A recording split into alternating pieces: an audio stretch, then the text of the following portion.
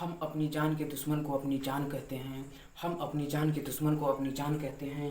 मोहब्बत की इसी मिट्टी को हिंदुस्तान कहते हैं, हिंदुस्तान कहते हैं। जो दुनिया में सुनाई दे उसे कहते हैं खामोशी, जो आंखों में दिखाई दे उसे तूफान कहते हैं। जो ये दीवार का सुराख है साहब, जो ये दीवार का सुराख है, चाइना अमेरिका पाकिस्तान साजिशों का हिस्सा है, मगर हम इसे अपने घर का रोशनदान कहते हैं, रोशनदान कहते हैं। परम सम्मानीय निर्णायक मंडल के सदस्यों, सभा में उपस्थित सभी गणमान्य व्यक्ति, मैं दुर्गा प्रसाद कोठारी देश में ही महाराष्ट्र के उपलक्ष्य में अपने कुछ विचार आप सभी के बीच साझा करना चाहूँगा। आज़ादी का असली मतलब वही समझ सकता है जिसने कभी गुलामी की हो। हम सभी भाग्यशाली हैं कि स्वतंत्र भारत में जन्म लिया। यूँ तो आज़ादी के लौ 1857 में ही चल चुकी थी, जो हर साल बनकर 1947 में हमारे देश को आज़ाद। प्राचीन, मध्यकालीन और वर्तमान भारत के उदाहरणों से स्पष्ट करना चाहूँगा कि जब हम फिरंगी के फेरे में फंस गए थे तो रंग दे बसंती चोला की एक आवाज़ पर टोलों के टोले उमड़ आते थे और उनके वंदे मातरम के नारे से 5-5 डिग्री का तूफान, खून में आने वाली 5-5 डिग्री के तूफान, लोग मर जाते थे, मिट जाते थे, फांसी चढ़ जाते थे, तो भी अपनी देशभक्ति साबित कर रहे होते थे, क्योंकि यह उस दौर की देशभक्ति की कसौटी थी। उसके बाद 62, 65 और 71 के युद्धों में अपना सुहाग गंवा देने वाली औरत घर के हालात ये हो जाया करते थे कि प्यार भी भरपूर गया, मांग का सिंदूर गया, नन्हे नौनिहालों की लंगोटियाँ चली गई, छोटी छोटी बेटियों की चोटियाँ चली गई, बाप की कमाई गई, भाई की पढ़ाई गई, ऐसा ही एक विस्फोट हुआ, पता ही चला नहीं, पूरे जिस्म की ही कई बोटियाँ चली गईं और आपके लिए तो एक आदमी मरा है साहब, किंतु मेरे घर की तो रोटियाँ चली गईं, रोटियाँ चली वाले हालात पैदा हो जाने के बाद भी एक माँ अपने बेटे को सरहद पर दुश्मनों की धज्जियाँ उड़ाने के लिए भेज देती है और उसे पत्र लिखाकर ये भेजा करती थी कि अम्मा ने खत लिखा है बड़े चाव से, पुत्र मेरे ना घबरा जाना, एक इंच भी ना पीछे हटना, चाहे इंच इंच कट जाना, चाहे इंच इंच कट जाना। इस तरह पूरा परिवार अपनी देशभक्ति साबित कर रहा होता है। तब देश बलिदान मांगता था, तब देश लड़ जाने को कहता था, तब देश मर जाने को कहता था, मिट जाने को, फांसी चढ़ जाने को कहता था।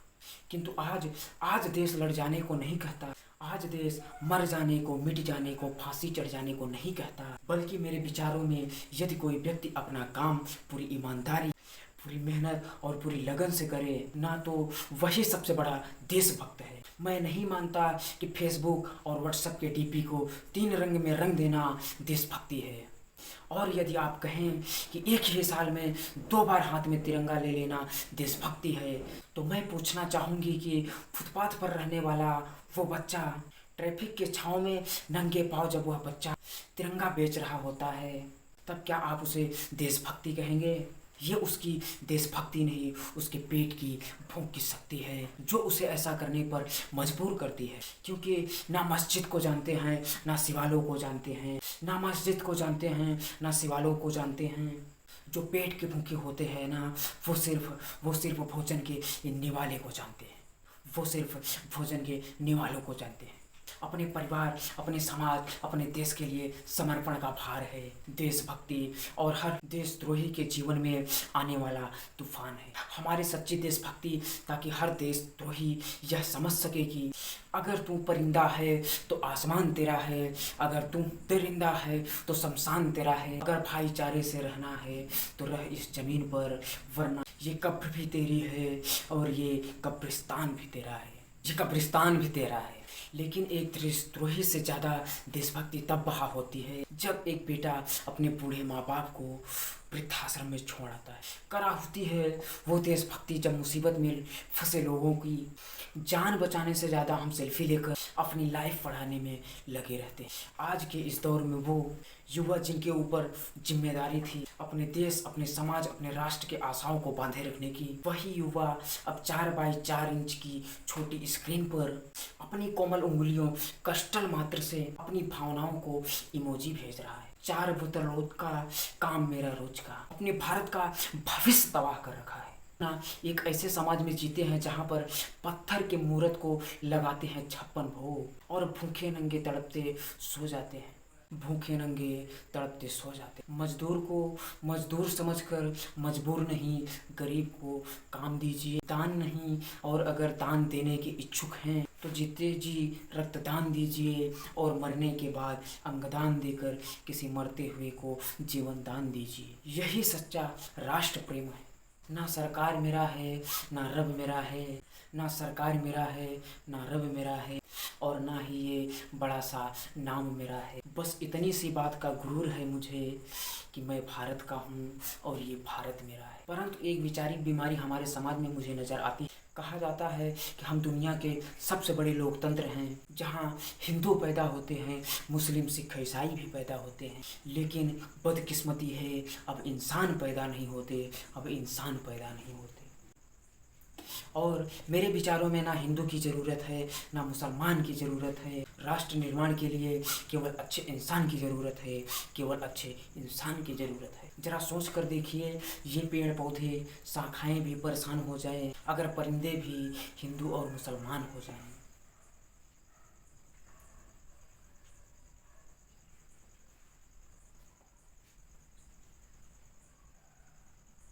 ऐसी शैक्षिक बीमारी भी हमारे समाज में नजर आती है। और बड़े आश्चर्य की बात है, जिस देश ने पूरी दुनिया को तक्षशिला और नालंदा देकर के विश्वविद्यालय शिक्षक की बुनियाद रखी, आज उसी शैक्षिक हमारा एक भी विश्वविद्यालय नहीं खड़ा हो पाता। जहाँ एक और हमारे पास IIT, IOMIT, मोनालिटी जैसे शिक्षण संस्थान हैं, तो वही दूसरी ओर इस देश के गरीबों को बेरोजगारी के जमाल में खड़ा करने के लिए उनके हाथ में सर्व शिक्षा अभियान का झुंझुना पकड़ा दिया जाता है। और मैं बता दूं, शैक्षिक बीमारी का केवल एक कारण वो है कि हमारे देश की शिक्षा नीति केवल दो तरह के लोगों के लिए बनती है। पहले वो जो विद्वान हैं, दूसरे वो जो धनवान हैं। इसी तरह के कई गजब की बीमारी हैं, और इन बीमारियों का जो जड़ है ना, वो हमारा अंधविश्वास। और मेरे विचारों में जब तक इस देश के युवा अपनी सफलता के लिए मंदिरों में जाकर नारियल को फोड़ फोड़ कर भगवान को रिश्वत लगाता रहेगा, हमारे समाज की शिक्षित वर्ग की बिल्ली के रास्ता काट जाने पर खड़ा हो जाना, अपने धर्म, अपने जाति को ऊंचा मानकर दूसरों के धर्म की अवहेलना करता रहेगा, तब तक ना तो इस देश का अंधविश्वास खत्म होगा और न हमारा राष्ट्र निर्माण हो। हमारी संस्कृति, हमारी सभ्यता को दुनिया ने शीश नवाया है, तो क्यों आस्था के नाम पर हमने अंधविश्वास फैलाया है। मेरे विचारों में हमारा राष्ट्र निर्माण तब संभव होगा जब इस देश की महिलाओं को पूजा नहीं, जब उनकी इज्जत की जाएगी। राष्ट्र निर्माण तब संभव होगा जब स्वच्छता अभियान केवल सरकार नहीं, इस सड़क पर चलने वाले हर एक नागरिक हाथ बटाएगा, स्वच्छ भारत को स्वच्छता की ओर दिल से अपनाएगा।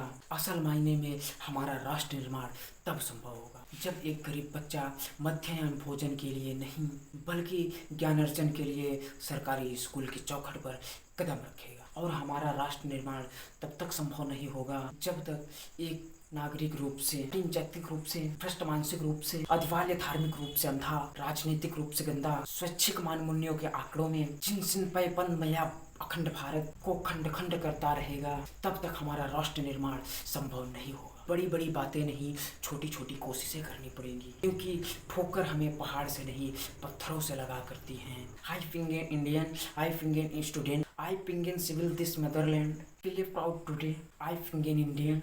और मैं सलूट करना चाहूँगा कि सरहद पर दिन रात हमारी सुरक्षा के लिए खड़े उस जवान को और हमारे देश पुलिस प्रशासन और किसान को, इस देश के हर वो इंसान को अपना काम पूरी ईमानदारी से, मेहनत से और लगन से करता है, जिनके बिना राष्ट्र निर्माण की कल्पना करना भी असंभव समझता है। और आज इस मंच पर पूरे जिम्मेदारी के साथ मैं भारत का बेटा ये कहता हूँ कि हमारा राष्ट्र निर्माण तब संभव होगा जब हम, आप, मैं सब मिलकर प्रयास करेंगे, क्योंकि हमारे देश की जिम्मेदारी नहीं है हमें आगे ले जाने की, हमारी जिम्मेदारी है अपने देश को आगे ले जाने की, अपने राष्ट्र को आगे ले जाने की, अपने वतन को आगे ले जाने की। तो अंत में बस मैं यह कहना चाहूँगा कि मेरा हिंदुस्तान महान था, महान है, महान रहेगा।